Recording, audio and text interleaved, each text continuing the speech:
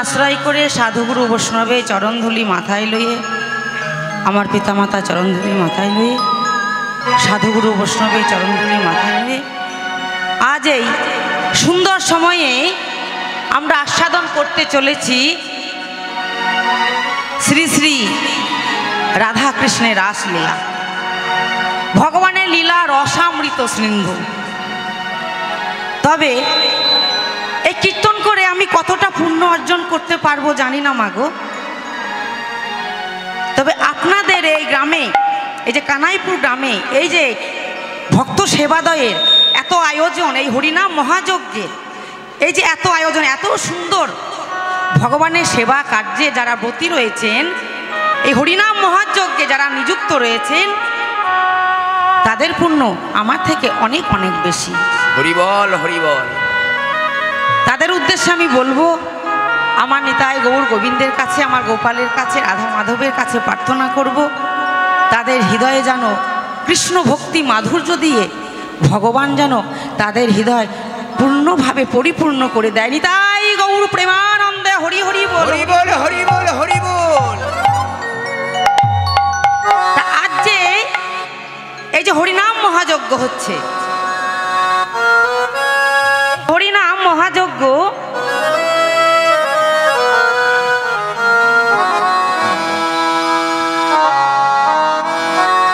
এটাকে কি বলছে না মহোৎসব। কেন মহোৎসব বলছে না? মহৎকে নিয়ে যে উৎসব হয় তাকেই মহোৎসব বলে। আপনারা ঘরে ঘরে অনেক উৎসব করে থাকেন, কি গো মায়েরা করেন না? হয়তো আপনার ছেলের বিয়ে দিলেন, সেটা কিন্তু মহোৎসব নয়, সেটা হলো উৎসব। আপনার নাতনির অন্নপ্রাশন করলেন, সেটা কিন্তু উৎসব। আপনার মেয়ের বিবাহ দিলেন, সেটা কিন্তু উৎসব। কোনো জন্মদিন পালন করলেন, সেটা কিন্তু উৎসব। কিন্তু আজ এই হরিবাসরে, এই হরিনাম মহাযজ্ঞে এটা কি অনুষ্ঠিত হচ্ছে না? এই অনুষ্ঠানের নাম হচ্ছে মহোৎসব। কেন মহোৎসব বলছেন না? মহাজন বলছেন মহৎকে নিয়ে উৎসব, তাই হলো মহোৎসব। তাহলে মহৎকে না? মহৎ হলো আমার নিতাই চাঁদ, আমার গৌর চাঁদ, গৌরী চাঁদ, আমার পঞ্চতত্ত্ব গোপাল, শ্রী রাধা মাধব, বিষ্ণুপ্রিয়া দেবী, যোগমায়া, বৃন্দা মহারানী। আর মহৎকে না? আমার শ্রী গুরুপাদ পদ্ম। আর মহৎ হচ্ছেন আপনারা, কারণ আপনারা হচ্ছেন সেই ভক্ত। কোন ভক্ত? নাই রাধা কৃষ্ণ লীলার বক্তা হচ্ছেন শ্রী শ্রী সুখদেব গোস্বামী। আর শ্রোতা হচ্ছে কে? শুনেছিলেন কে? শুনেছিলেন অভিশাপগ্রস্ত রাজা পরীক্ষিত। তা আজ সেই আসরে বসে আপনারা হরিনাম, এই হরি কথা, গৌর কথা, কৃষ্ণ কথা শ্রবণ করছেন। তাই মহাজন বলছেন, কি বলছেন না? ভক্তকে সবসময় বড় করেছেন। শুধু মহাজন কেন? শুধু মহাজন নয়, ভগবান কি বলেছেন? ভগবান বলেছেন আমার হতে নাম বড়, আর নাম হতে ভক্ত বড়। ভক্ত বড়। ভগবান নিজে স্বয়ং মুখে বলেছেন আমার হতে নাম বড়। কেন বলেছেন না? নাম নামি অভেদ। নামকে স্বয়ং ভগবান। তাহলে ভগবানের থেকে ভগবান নিজের নামকে বড় করলেন কেন? একটু উদাহরণ দিই না। বড় করলেন এই কারণে, ধরুন এক মায়ের ছোট্ট একটা বাচ্চা, তা সে গুটি গুটি পায়ে কেবল হাঁটতে শিখেছে। তা রাস্তায় যখন বেরিয়ে গেছে, রাস্তার পাশেই ছিল নর্দমা, ড্রেন থাকে না, ড্রেন। তা সে বাচ্চাটা কি করেছে? হাঁটতে হাঁটতে সে ড্রেনের মধ্যে পড়ে গেছে।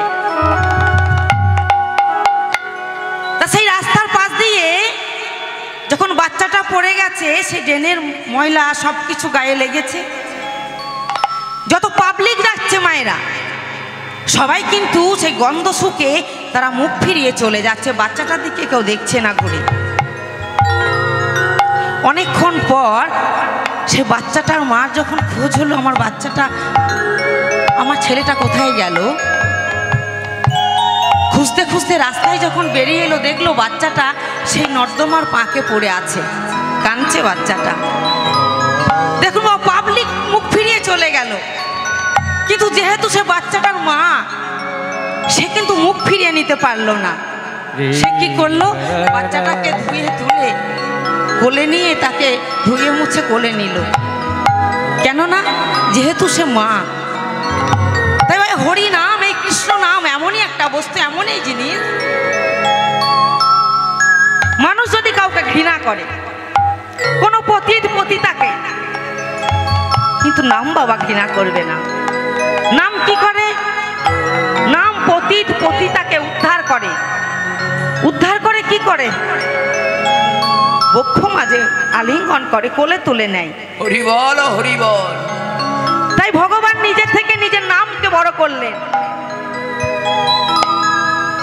না, যেই নামে সেই কৃষ্ণ ভজ নিষ্ঠা করি, ভজনিষ্ঠা করি, আর নামের সহিতে আছেন আপনি শ্রী হরি।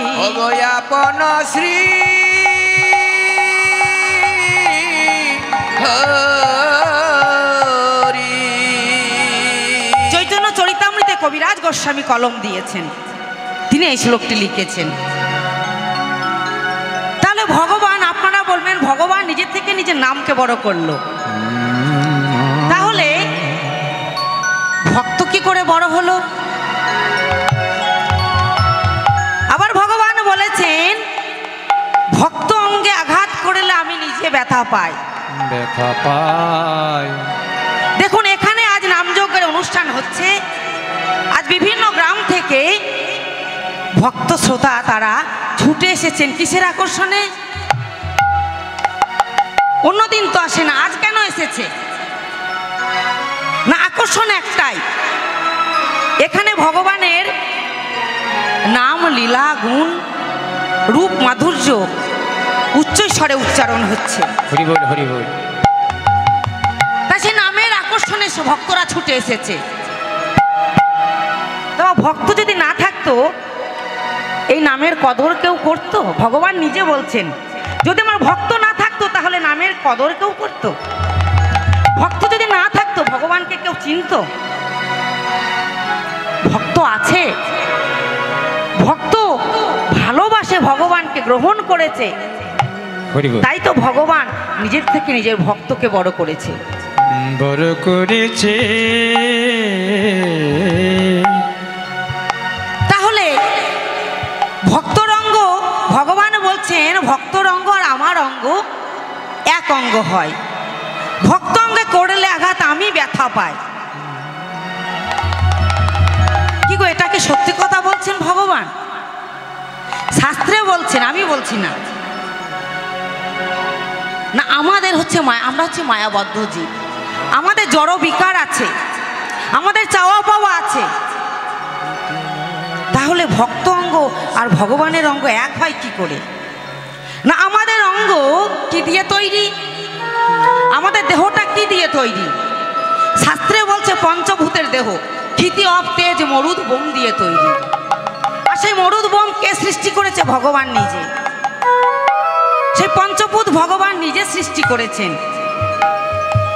আর বিজ্ঞান বলছে আমাদের দেহ কি দিয়ে তৈরি?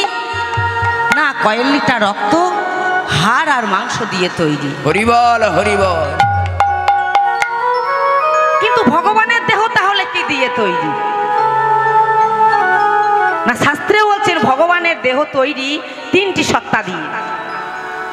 যে তিনটি সত্তার মূল কারণ হলো জগতে যত প্রকার জীব আছে, যত প্রকার এই যে স্থাবর জঙ্গম, তরু, বৃক্ষলতা যা আছে, সবের মূলে, সবের উৎস হলো সেই তিনটি সত্তা। তিনটি সত্তা কি কি? না, তিনটি সত্তা হলো সৎ, চিত আর আনন্দ। সৎ কি? না সৎ হচ্ছে সন্ধিনী, চিত হচ্ছে সংবিত, আর আনন্দ হচ্ছে হল্লাদিনীর। তাহলে সৎ কি? না সৎ হচ্ছে যার কোনোদিন পরিবর্তন হয় না। তা অপরিবর্তনকে না, অপরিবর্তন হচ্ছে আমার স্বয়ং ভগবান নিজে। স্বয়ং ভগবান 100 বছর আগে যেমন ছিল এখনো তেমন আছে, 100 বছর পরেও তেমন থাকবে। কিন্তু প্রত্যেকটা জীব, স্থাবর জঙ্গম ক্ষিতি তরুলতা, আমরা কিন্তু পরিবর্তন হয়ে যায় বাবা। আমরা 5 বছর আগে যেমন ছিলাম এখন তেমন থাকবো না, আবার পরেও আবার পরিবর্তন হয়ে যাব। আমরা হচ্ছে পরিবর্তনশীল জীব। তা ভগবান সৎ অর্থাৎ সন্ধিনী শক্তির দ্বারা কি করে? প্রত্যেকটা জীবের অস্তিত্বকে রক্ষা করেন। আর চিত অংশ দিয়ে অর্থাৎ সংবিত শক্তির দ্বারা কি করে? না প্রত্যেকটা জীবের মধ্যে চেতনা প্রদান করেন। হরি বল, হরি বল। তা আপনারা বলবেন আমাদের কি চেতনা নেই? আমাদের কি চেতনা নেই? এই তো বসে বসে কীর্তন শুনছি। তা আমাদের পিঠে যদি কোনো মশা মাছি বসে তাহলে বাবা হাতটা কোথায় যাবে? যেখানে মশাটা বসেছে সেখানে হাতটা যাবে, তাই তো? আমি বলবো এটা চেতনা বলছে না। কি বলছে? না এটাকে বলছে অনুভূতি। চেতনা কি? না চেতনা জীবের নেই বললেই ভগবান কলিযুগে গৌরহরি আমার প্রত্যেকটা জীবের চেতনা আনবার জন্যই তিনি এত দুঃখ কষ্ট, তিনি এত নিজের সবকিছু থাকা সত্ত্বেও তিনি সন্ন্যাস নিয়ে চলে গেলেন।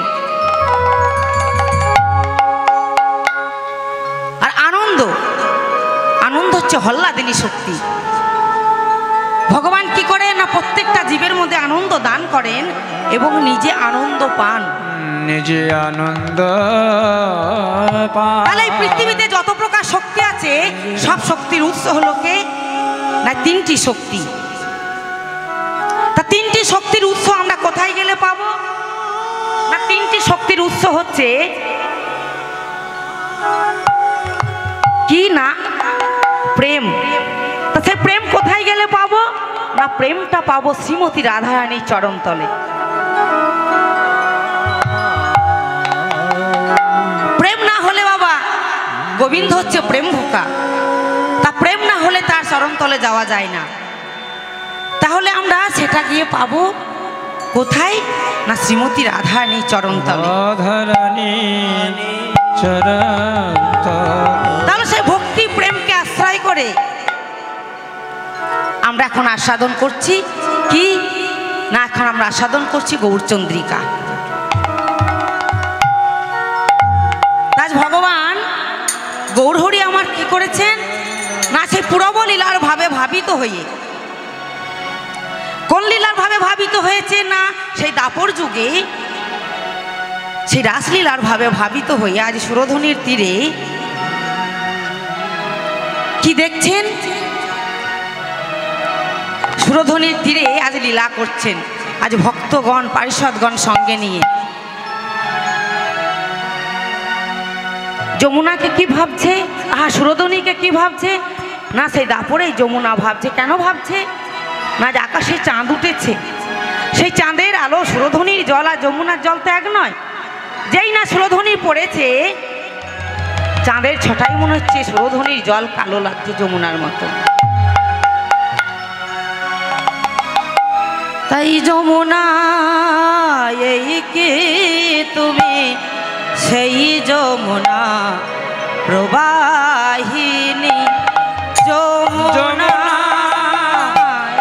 এই কি তুমি সেই যমুনা প্রবাহিনী যমুনা এই কি তুমি সেই যমুনা প্রবাহিনী যমুনা এই কি তুমি সেই যমুনা প্রবাহিনী যমুনা এই কি তুমি সেই যমুনা প্রবাহিনী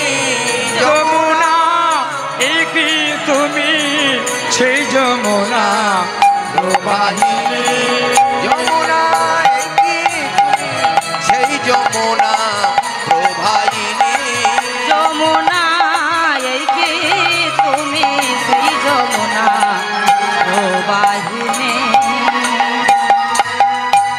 কোথায় চারু চন্দ্রাবলী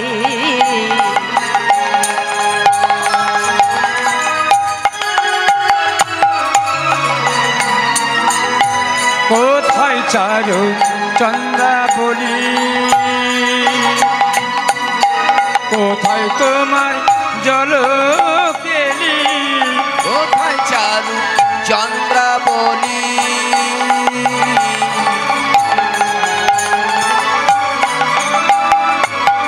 কোথায় তোমার জল কেলি আর কোথায় চারু চন্দ্রাবলী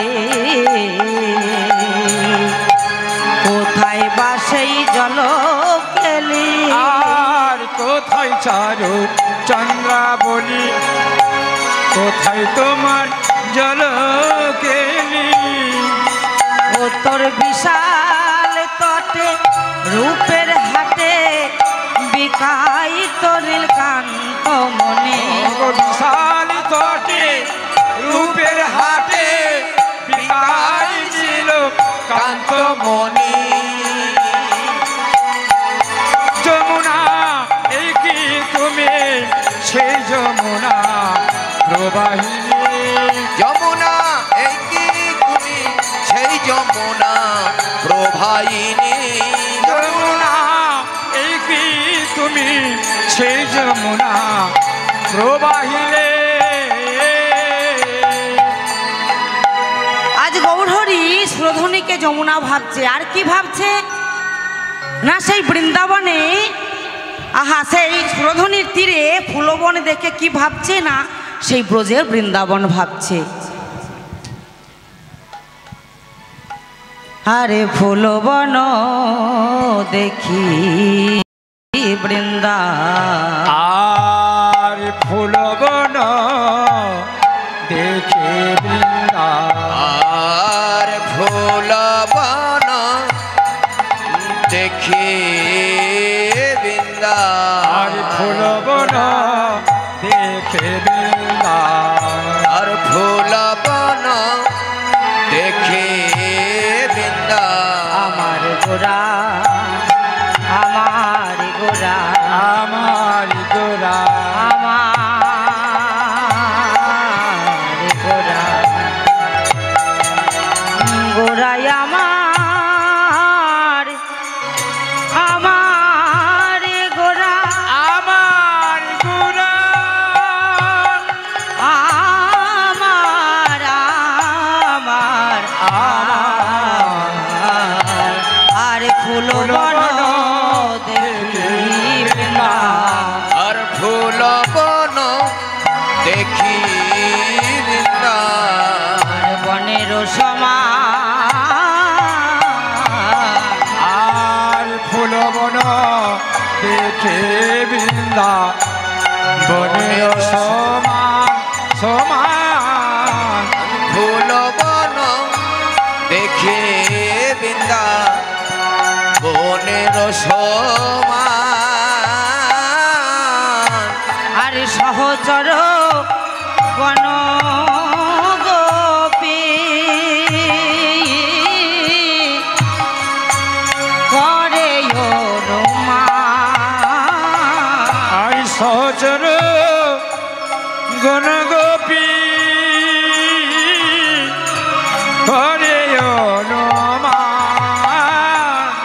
আর সহচর কহ গোপী গণ গোপী করে অনুমান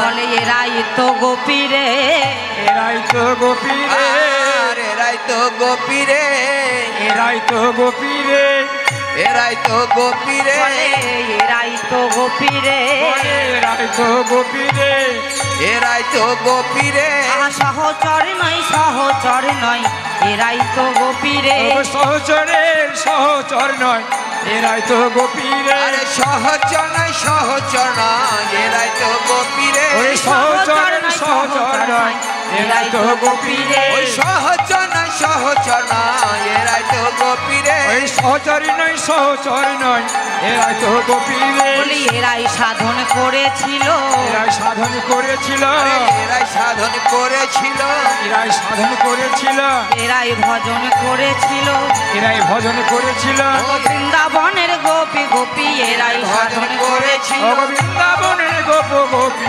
এরাই ভজন করেছিল ওই বৃন্দাবনের গোপে গোপী ভক্ত রূপে নবদ্বীপে আহা, বৃন্দাবনের গোপী গোপী ভক্ত বলে নবদ্বীপে নিতাই গৌর হরি হরি বল বৃন্দাবনের গোপ গোপী ভক্ত রূপে নবদ্বীপে বৃন্দাবনের গোপ গোপী ভক্ত বনে নবদ্বীপে এরাই সাধন করেছিল তাই খোলো করো ও তালো গোড়া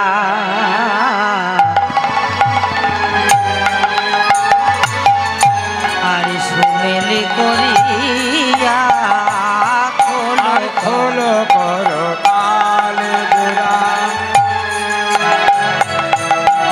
সুমেল করিয়া আর খোলো করো তালো গোড়া শুনে লোক রিয়া আজ খোল করো তাল একসঙ্গে বাজছে কি বলছে না পদকর্তা বর্ণনা করছেন খোলো করো তালো গোড়া সুমেলো করিয়া খোল বাজছে কোন খোল এই যে মাটির মৃদঙ্গ বাজছে পদকর্তা মাটির মৃদঙ্গর সঙ্গে আমার দেহ খোলের তুলনা করলেন খোল বাজছে এই যে মাটির মৃদঙ্গ খোল বাজছে আর আমার দেহ খোল খোল কথার অর্থ কি কি অর্থ গো আগেকার দিনে মায়েরা বলতো না বালিশের খোল লেপের খোল বলতো এখন কিন্তু কেউ বলে না কি বলে গো এখন কি বলে কভার বলে তাই তো তালে গো কভার বলে ওয়ার আর কভার দুটোই কিন্তু ইংরেজি কথা সভ্যতার যুগ না এখন কিন্তু দুটোই ইংরেজি কথা সুমেল আর খোল হচ্ছে বাংলা কথা করিয়া তা দেহ খোলের তুলনা করলেন কেন না এই যে চামড়া দিয়ে আমাদের ছোঁয়ানো আছে চামড়াটা কি হচ্ছে চামড়াটা হচ্ছে খোল নাচি গোরা খোলটা পরানো আছে জয় জয় দিয়া ভিতরে কি আছে কি গো ভিতরে কি আছে খোলটা তো উপরে চামড়া ছোঁয়ানি তাই নয় হরি বল হরি বল তা ভিতরে কি আছে ভিতরে আছে প্রাণ পাখি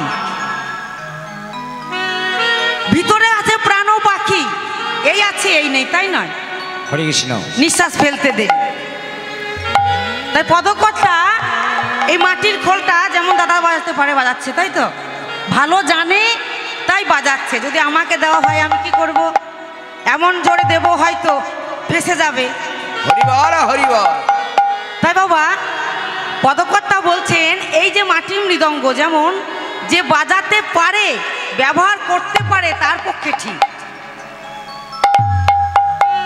কিন্তু ভগবান এত সুন্দর আমাদেরকে একখানি দেহ দিয়েছে দেহ খোল দিয়েছে সে দেহ খোলটাকে বাবা ব্যবহার করতে শিখতে হবে না ব্যবহারটা কি আমরা যদি ঠিকমতো ব্যবহার না করি আমাদের এই দেহ খোলটাও কিন্তু তাড়াতাড়ি ফেঁসে যাবে তা দেহ খোলটা কি ব্যবহার করতে হবে না সদ্গুরুর চরণে আশ্রয় করে শিক্ষা দীক্ষা নিতে হবে ভগবানের নাম নিতে হবে ব্যবহার শিখতে হবে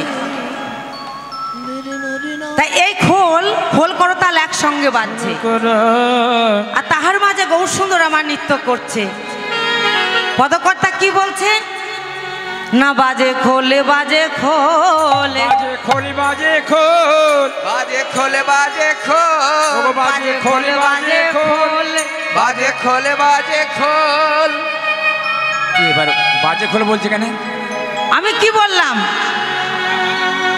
আচ্ছা বাজে কখন বললাম বাজে খোল কি গো আমি বললাম কি? আরে ভাই শোনো শোনো, পানায় তুমি রাগ করো না ভাই। আমি শ্রীখোলকে বাজে খোল বললাম? হরিবল হরিবল। আমার তো দেহ খোলটাকে বাজে খোল বললাম, তাই না? আরে ভাই শোনো শোনো, অত রাগ করো না। হ্যাঁ হ্যাঁ বুঝিয়ে দিচ্ছি, রাগ তো হবেই, বাজে খোলে বলিস তখনকার রাগ না হবে? হরে কৃষ্ণ। তাই বাজে খোল বাজে খোলে, বাজে খোলি বাজে খোল, বাজে খোলে বাজে খোল, বাজে খোলি বাজে খোল, বলি খোল বাজে বাজে খোল, বাজে খোল বাজে ও খোল, গো খোলে বাজে বাজে খোল, বাজে খোলে বাজে খোল, খোলি বাজে বাজে খোল, বাজে খোলি বাজে খোল, খোলে বাজে বাজে খোল, বাজে খোল বাজে খোল, বাজে বাজে খোল, প্রাণ পাখি উড়ে গেলে খোল বাজে বাজে খোল। মানে একটু উড়ে দেবেন। ওই প্রাণ পাখি উড়ে গেলে, খোলি বাজে বাজে খোল, প্রাণ পাখি উড়ে গেলে, খোলি বাজে বাজে খোল, খোলে বাজে খোল। খোল বাজছে, আর কি বাজছে? খোলের সঙ্গে করতাল একসঙ্গে বাজছে। তা বাবা আমাদের কি হয়, তালে নাচে শিব আর বেতালে নাচে জীব। জীব সবসময় বেতালেই নাচে, কিন্তু প্রত্যেকটা জীবের উচিত তালে নাচার চেষ্টা করতে হয়। তা করতাল, করতাল কি বলছে না? করতাল বলে করতাল, করতালি বলে করতাল, আরে করতালে বলে করতাল, করতালি বলে করতাল, আরে করতালে বলে করতাল, হয় না যেন বেতাল, করতালি বলে করতাল, হয় না জানো বেতাল, করতাল বলে করতাল, হয় না যেন বেতাল, করতালি বলে করতাল, আরে হয় না জানো বেতাল, করতাল বলে করতাল। তা বেতালে তাল পড়লে হবে না। খোল করতাল যখন একসঙ্গে বাজবে ঠিক তালে তালে যেন বাজে। আর শ্রীখোল কি বলছে? শ্রীখোল কি বলছে গো না? খোলে বলে ধ্রিকতাং, খোলি বলে ধিকতাং, আরে খোল বলে ধিকতাং, খোলি বলে ধিকতাং, খোল বলে ধিকতাং, খোলি বলে ধিকতাং, কাকে ধিক দিচ্ছে শ্রীখোল? বলি যে গৌর না ভজে খোল বলে ধ্রিকতাং, যে গৌরী না ভজে খোলি বলে ধিকতাং, আরে যে গৌরী না ভজে খোল বলে ধিকতাং, যে গৌরী না ভজে খোলি বলে ধিকতাং, গৌর না ভজে খোল বলে ধ্রিকতাং, যে গৌরী না ভজে খোলি বলে ধিকতাং, যে গৌরী না ভজে খোল বলে ধিকতাং, সাধের মানব জনম পেয়ে যে গৌর না ভজে খোল সাধের বলে মানব জনম পেয়ে, যে গৌরী না ভজে, সাধের মানব জনম পেয়ে, যে গৌরী না ভজে, সাধের মানব জনম যে পেয়ে, গৌরী না খোলি বলে ধিকতাং। তাহলে আজ খোলো করতালের মাঝে গৌর সুন্দর আমার নৃত্য করছে। ও গো তাহার মাঝে এ নাচে গোরা,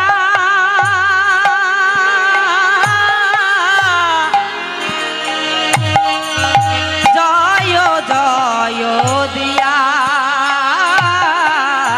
তাহার মাঝে নাচে গোরা, জয় জয় দিয়া, আরে তাহার মাঝে নাচে গোরা, জয় জয় দিয়া, ও তাহার মাঝে নাচে গোরা, জয় জয় দিয়া, আরে তাহার মাঝে নাচে গোরা, জয় জয় দিয়া,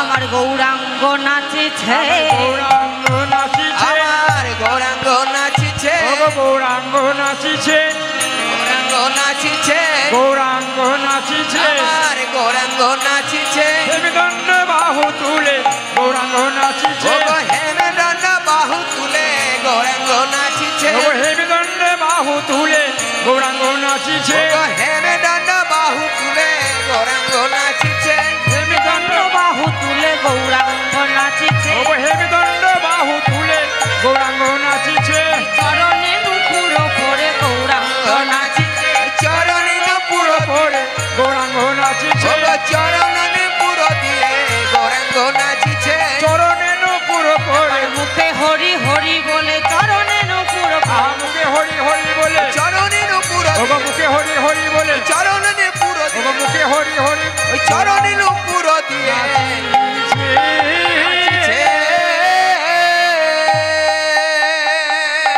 আমার গৌরহরি নৃত্য করছে, তিনি রাধা কৃষ্ণ মিলিত তনু গৌরাঙ্গ সুন্দর।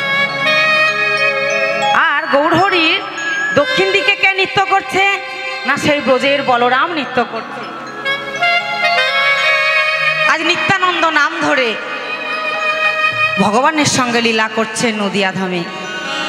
ওগো দক্ষিণেতে নিতাই নাচে, দক্ষিণেতে নিতাই নাচে দক্ষিণেতে নিতাই নাচে দক্ষিণেতে নিতাই নাচে দক্ষিণেতে নিতাই নাচে দক্ষিণেতে নিতাই নাচে হেমে দণ্ড বাহু তুলে দক্ষিণেতে নিতাই নাচে হেমদণ্ড বাহু তুলে দক্ষিণেতে নিতাই নাচে হেমে দণ্ড বাহু তুলে দক্ষিণেতে নিতাই নাচে হেমদণ্ড বাহু তুলে দক্ষিণেতে নিতাই নাচে হেমে দণ্ড বাহু তুলে দক্ষিণেতে নিতাই নাচে হেমদণ্ড বাহু তুলে দক্ষিণেতে নিতাই নাচে। হেমদণ্ড বাহু তুলে দক্ষিণেতে নিতাই নাচে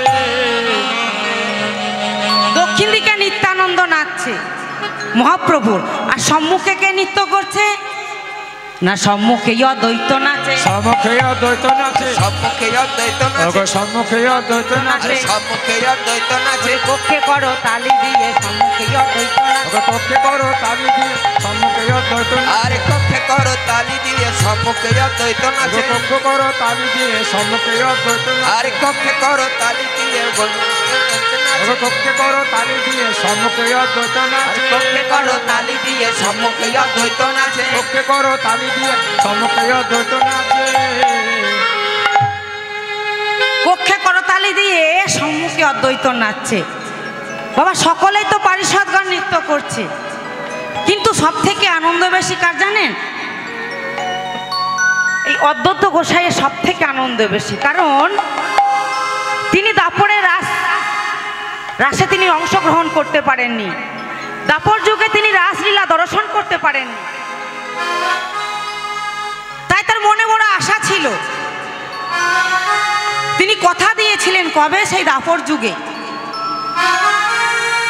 ভগবান শ্রীকৃষ্ণ যখন ব্রজগোপিনীদের সঙ্গে করে রাসলীলা করছিলেন, দ্বারে প্রহরী ছিলেন মা দুর্গা স্বয়ং। মহাদেব মনে মনে করলেন, যোগমায়া মা দুর্গা যখন আছে, তাহলে আমিও যাব।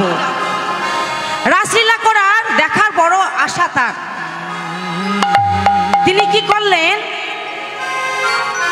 শ্বেত গোপী সাজলেন। শ্বেত গোপী সেজে রাসলীলা হচ্ছে, ঠিক সেই সময় দ্বারে প্রবেশ করেছে। যেই না দ্বারে প্রবেশ করেছে, আর ব্রজগোপীদের নৃত্য সব বন্ধ হয়ে গেছে। ভগবান বলছে, রাস বন্ধ হয়ে গেল কেন, নৃত্য বন্ধ হয়ে গেল কেন, আজ রাসলীলা তো ম্লান দেখাচ্ছে কেন? নিশ্চয় কোনো পুরুষের আগমন হয়েছে। এবার সকলকে জিজ্ঞাসা করছে, সকল গোপীদেরকে দেখছে ভগবান খুঁজে খুঁজে কেউ আছে কিনা। তা দেখছে, ব্রজগোপীরা দেখছে বৃন্দাবনে এমন গোপী তো কেউ নেই। বড় করে ঘোমটাটা টেনে আছে, মুখে ঢাকা দিয়ে আছে। ভগবান বলছে, তুমি কে? বলছে, আমি শ্বেত গোপী। তা তুমি কোথাও তো এসেছো কেন? আমি বৃন্দাবনেই বাস করি। তা তুমি বৃন্দাবনে বাস করো, তা তোমার মুখটা একবার খুলে দেখাও দেখি। দেখি দেখি মুখটা দেখি। মানে বড় করে ঘোমটাটা দিয়েছে তো যেন না বুঝতে পারে। মুখটা কিছুতেই খুলছে না। উপরে শ্বেত গোপী শ্বেত বসন পড়ে আছে, আর ভিতরে বাঘঝাল পড়ে আছে। এখানে কোমরে সাপ বাঁধা আছে, গলায় সাপ জড়ানো আছে। কি গো, যখন খুলছে না, ভগবান কি করলেন, ঘোমটাটা জোর করে টেনে খুলে দিলেন। যেই না খুলে দিয়েছে, দেখলেন মহাদেব স্বয়ং দাঁড়িয়ে আছে। এ কি ভোলানাথ তুমি? এ কি ভোলানাথ তুমি? তুমি জানো না এই রাসলীলাতে কোনো পুরুষের তুমি জানো আসা নিষেধ আছে? না। ভোলানাথ বলছে, প্রভু বড় আশা ছিল তোমার সঙ্গে রাসে অংশগ্রহণ করে আমি রাসলীলা দর্শন করব। কারণ পার্বতী তো এসেছে রাসলীলা দর্শন করতে, আজ প্রহরী হয়ে দাঁড়ে, তাহলে আমি কেন পারি না প্রভু? আমি কেন দর্শন করতে পারি না? ভগবান বললেন, ভোলানাথ তুমি একবার কি করেছিলে না, কামদেব তোমাকে বাণ মেরেছিল, সেই বাণে জর্জরিত হয়ে তুমি স্বর্গমত্ত ত্রিভুবন পাতাল তুমি ঘুরে বেরিয়েছিলে। তুমি জানো এই রাসের মধ্যে মদন মাদন শোষণ স্তম্ভন, এই মদনের 5টা বাণ, কত মদন কত রতি তারা আনাগোনা করছে, কত চেষ্টা করে আমাকে ঠকাবার জন্য, কিন্তু তারে সেই মদনের 5টা বাণ আমার চরণে পড়ে কি হয়, পুষ্প হয়ে যায়। আর তুমি পুরুষ অভিমান নিয়ে এসেছো এই রাসলীলা দর্শন করতে। ভোলানাথ তুমি ফিরে যাও। ভোলানাথ তখন কাঁদছে, প্রভু তাহলে কি আমার রাসলীলা দর্শন হবে না? বলছে না, দর্শন হবে, এখন নয়। ভোলানাথ বলেছিলেন, হে প্রভু, হে ভগবান, সত্যি যদি তোমাকে ভজনা করে থাকি, সত্যি যদি তোমাকে ভালোবাসি, আমি ভালোবাসি, এই রাসলীলা আমি একদিন দর্শন করব। আগত কলিযুগে যেদিন আমি অদ্বৈত হয়ে যাব শান্তিপুরের মাঝে, সেই দিন তোমাকে আবির্ভূত হয়ে তোমার রাসলীলা আমি নবদ্বীপ ধামে দর্শন করব। তিনি কথা দিয়েছিলেন, আজ সেই দিন।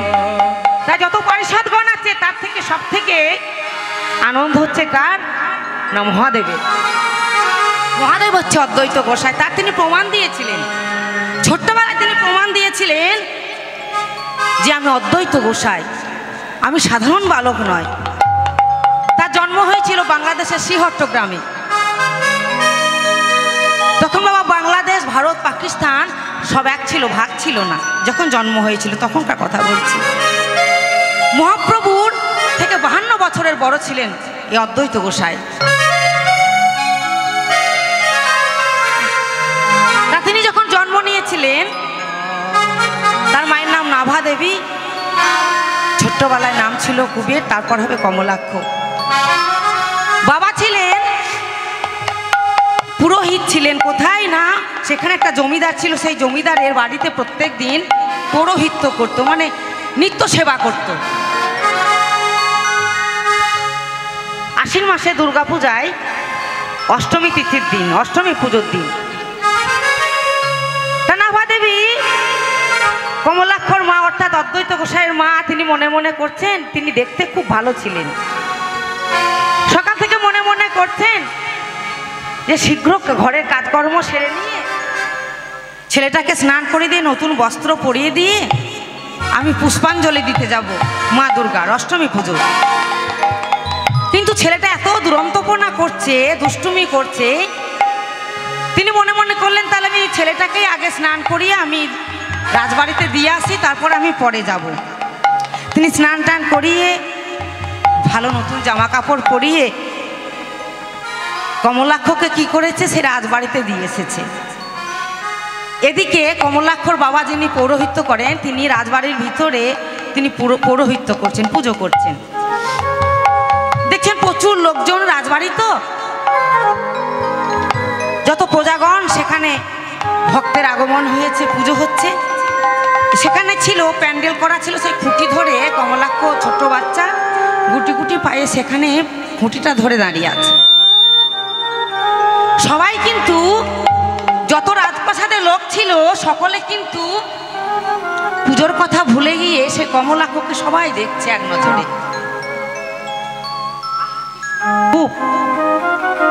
এত সুন্দর এমন বাচ্চা তো কখনো দেখিনি, সবাই একই কথা ভাবছে। দুর্গা পুজো হচ্ছে সে কথাটা ভুলে গেল, সবাই সেই বালকটার দিকে চেয়ে আছে। যখন সেখানে দাঁড়িয়ে আছে, রাজা তার সহপাঠীদের সঙ্গে একদিকে বসেছিলেন। রাজারও সেই দিকে চোখটা গেল। রাজা বললেন সহপাঠীদেরকে, দেখ ওই বাচ্চাটা এত সুন্দর দেখতে, কার বাচ্চা রে? এক সহপাঠী বললেন, মহারাজ এই বাচ্চাটা হলো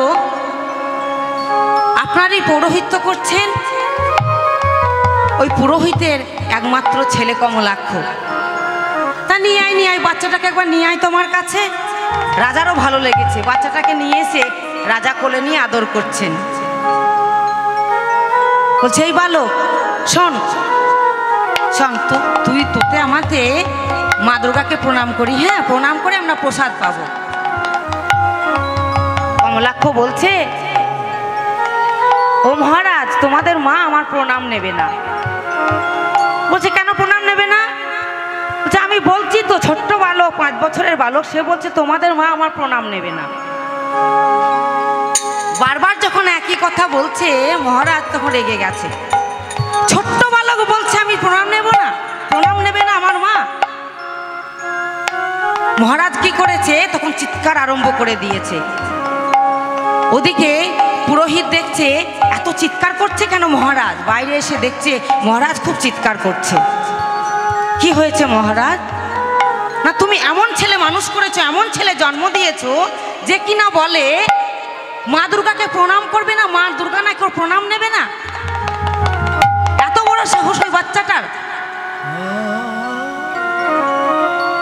তখন পুরোহিত বলছে, বাবা ছোট বাচ্চা তো, তুই প্রণাম কর না বাবা, মহারাজ যখন বলেছে প্রণাম করলে ক্ষতি কি? বাবা আমি বললাম তো তোমাদের মা আমার প্রণাম নেবে না, একই কথা, তোমাদের মা আমার প্রণাম নেবে না। তখন পুরোহিত বলছে, দেখ কমলাক্ষ, তুই যদি আজ প্রণাম না করিস মা দুর্গাকে, তাহলে তোর একদিন কি আমার এক। আজ তোকে এই রাজবাড়ির সমস্ত প্রজাদের সামনে আমি তোকে মারব। যখন এই কথা বাবা বলেছে, তিনি মনে মনে করলেন আমি বলছি প্রণাম নেবে না, সকলে যখন বলছে তাহলে প্রণাম করি। তখন সেই ছোট্ট বালকটা কি করেছে, যেই না মা দুর্গাকে প্রণাম করেছে, মাগো সেই মা দুর্গা মাটির প্রতিমা, সেই প্রতিমা কি হয়েছে, গলে জল হয়ে সেই মন্দির থেকে একদিকে মাটি একদিকে জল গলে চলে আসছে। সবাই দেখে অবাক হয়ে গেল, কেন এমন হলো, কিসের জন্য হলো, কেউ তো বুঝতে পারছে না, ঘটনাটা কেউ জানে না, একমাত্র জানে কমলাক্ষ। কমলাক্ষ বলছে, বাবা আমি তো মহারাজকে বলেছিলাম যে তোমাদের মা আমার প্রণাম নেবে না, হলো তো, তোমাদের মা আমার কি করে প্রণাম নেবে, আমি তার প্রমাণ দিচ্ছি বাবা, আমি সামান্য বালক নই, আমি হলাম দেবাদিদেব মহাদেব। তাই মা দুর্গাকে যদি আমি প্রণাম করি, মাকে অর্থাৎ তোমাদের মাকে, নিজের মা তো নয়, তোমাদের মাকে যদি আমি প্রণাম করি, সে তো আমার স্ত্রী, সে কি আমার প্রণাম নেবে? কোনো স্বামী যদি স্ত্রীকে প্রণাম করে সে কি প্রণাম নেবে? সে তো লজ্জা পাবে। তাই সে লজ্জা পেয়ে গলে জল হয়ে, যেই না ভোলানাথ প্রণাম করেছে, লজ্জা পেয়ে গলে জল হয়ে মন্দির থেকে বেরিয়ে চলে গেল। তবে এই রাসলীলাতে আজ গৌরহরি যে রাসলীলা করছেন নবদ্বীপের মাঝে, এই রাসলীলা কে এনেছিলেন? এই অদ্বৈত গোসাই এনেছিলেন নিজে দর্শন করবার জন্য। না তিনি বৃন্দাবনে রাস দর্শন করতে পারেননি, তার আশা মনে মনে ছিল, কথা দিয়েছিলেন ভগবানের সম্মুখে যে একদিন তোমাকে নিয়ে যাবো সেই শান্তিপুরের বাবলা বনে বসে বসে। তিনি এক গণ্ডূষ গঙ্গা জলা তুলসী পত্র নিয়ে প্রত্যেক দিন ভগবানের পুজো করতেন, ভগবানকে আরাধনা করতেন এই ধরাধামে আনার জন্য, এই কলিহত জীবের জন্য, কলিহত জীবের জন্য। তবে সেই গৌরহরি আজ লীলা করছেন ভক্তগণ পারিষদগণ সঙ্গে নিয়ে। 24 বছরে সেই শেষ মাঘ মাস তাহার শুক্লপক্ষে প্রভু করিলেন সন্ন্যাস। তার কি ছিল না? সুন্দর স্ত্রী ছিল, তার মা ছিল, তার আত্মীয় স্বজন ছিল, তিনি নবদ্বীপের সংস্কৃত টোলে চতুষ্পাঠী কলেজের অধ্যাপক ছিলেন। এত তার পাণ্ডিত্য ছিল, পাণ্ডিত্য থাকা সত্ত্বেও তিনি সন্ন্যাস নিয়ে 24 বছর বয়সে কেন পুরীধামে চলে গেলেন গো? শুধু কি নিজের জন্য? শুধু নিজের জন্য নয়, আমাদের জন্যও তিনি গিয়েছেন। আজ যে আমরা লীলা গান পরিবেশন হচ্ছে এখানে, সেই রাসলীলা, দাপর যুগের রাসলীলা আমরা জানলাম কি করে? না গৌরহরি যদি না জানাতেন আমরা জানতাম? 840 বছরের এই কীর্তন, এই কীর্তন কিন্তু মহাজনরা অর্থাৎ বৈষ্ণব পদকবিরা অনেক দিন আগে পদাবলী লিখে গেছেন, কিন্তু কোনো প্রচার ছিল না। এই যে হরিনাম মহাযজ্ঞ হচ্ছে, আজ আপনারা সকলে একত্রিত হয়েছেন, তাই না? কেননা মহাপ্রভু হরিনামে প্রেম দান করেছেন, তাই তো একত্রিত হয়েছেন। যখন মহাপ্রভু জন্ম নিয়েছিলেন নবদ্বীপ ধামে, তখন কিন্তু কি ছিল বাবা? জাতির বিচার ছিল। তখন কিন্তু ব্রাহ্মণরা কি করতো? শূদ্রদেরকে ছুতো না। তখন একটা খুব নিষ্ঠার ভাবে চলতো। মহাপ্রভু কি করলেন? একদিকে বৈষ্ণব ধর্ম প্রচার করলেন, আর একদিকে কি করলেন? মিলন ধর্ম প্রচার করলেন। না, সকলকে একত্রিত করে তিনি সকলকে কোল দিলেন। যে ভজনা করলো তাকেও দিলেন, যে নাম না করলো তাকেও দিলেন। কিবা মুচি, কিবা মেথর, কিবা চণ্ডাল, কিবা ব্রাহ্মণ, কিবা মুসলমান, কিবা বালক বৃদ্ধা, কিবা পুরুষ, কিবা নারী, কোনো জাতির বিচার করলেন না বাবা। অনরিপিত চরিণী চিরাত করুণা অবতীর্ণ কালৌ সমর্পয়িত মুন্নত উজ্জ্বল রসাং স্বভক্তি শ্রিয়ম হরিপুরট সুন্দর দূতি কদম্ব সন্দীপিত সদা হৃদয় কন্দরে স্ফুরত বসচি নন্দন। অনর্পিত অর্থাৎ সত্যতা দাপরে যে নাম প্রচার হয়নি, সেই নাম গোলকে লুকায়িত প্রেম ভগবান নিয়ে এলেন কাদের জন্য? আমাদেরকে কলিহত জীবকে দান করার জন্য। কলিহত জীবে লাগি। তাই আমরা কি তার জন্য তার কাছে ঋণী নই? দেখুন মায়েরা, মহাপ্রভু আমাদের জন্য এত করেছেন, তাহলে তার কাছে কি আমরা ঋণী নই? আমরা তো মায়ের গর্ভে ছিলাম, তখন তো বলেছিলাম প্রভু শীঘ্র করে ধরাধামে জন্মগ্রহণ করো, করে দাও আমাদেরকে, কারণ তোমার ভজনা করব, তোমার সাধনা করব ধরাধামে গিয়ে। যেই না এলাম, মা পেলাম, বাবা পেলাম, ভাই পেলাম, বোন পেলাম, আত্মীয় স্বজন পেলাম, ভুলে গেলাম। কিসে ভুলে গেলাম? নাই আমি ভজব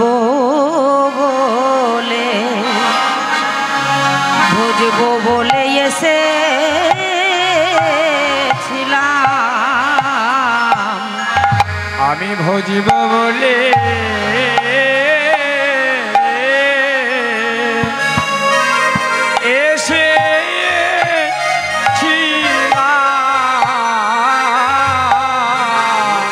হরি ভজব বলে ও ভাবে এসে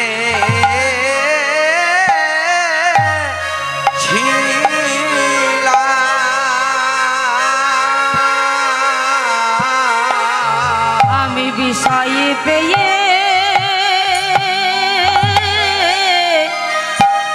ভুলে গেলাম, প্রভু ভজব বলে আমি এসে ছিলাম। বিষয়কে আমি ভুলে গেলাম, আর আসা যাওয়া সারি হইল, আমি ভজিব